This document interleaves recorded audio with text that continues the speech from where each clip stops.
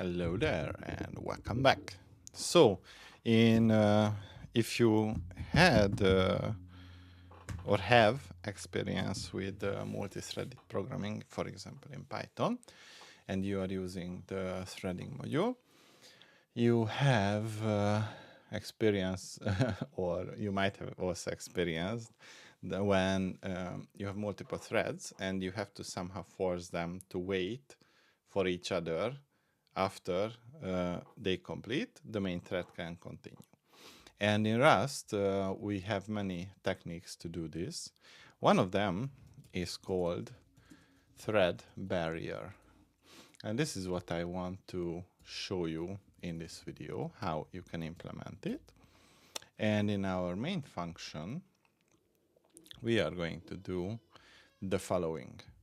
We are going to need to use the std thread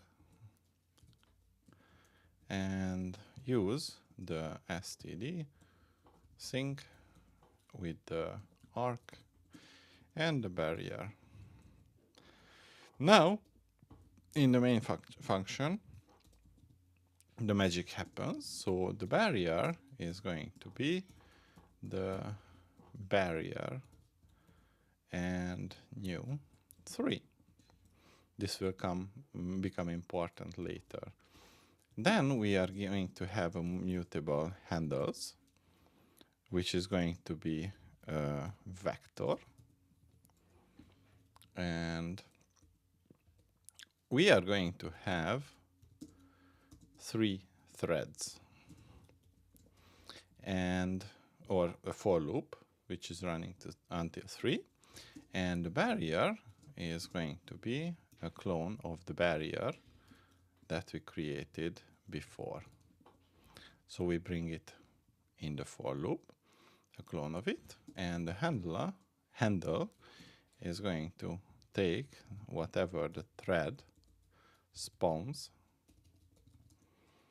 and we are going to use move, and at the end this needs the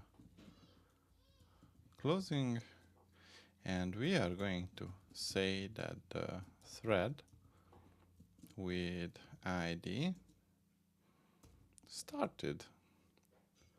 Where does the ID come? Ah, that's coming from the for loop. And we are going to sleep for the std time duration from 6, 1, or rather 2. And we are going to say that the thread completed with the ID and the barrier wait. And then we are going to say that the thread reached the barrier and use the ID for reference and the handles that push. Handles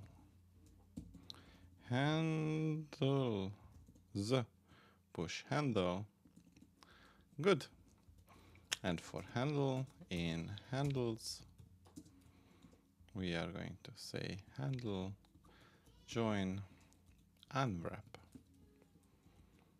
So let's see how this runs. Thread barrier cargo run. Not user use. So user. And there we go. You can see that the threads spawned and they completed and they reached the barrier. And after that, the main program basically collected the handles, joined them, and completed the execution. So this is how you can implement a thread barrier in Rust.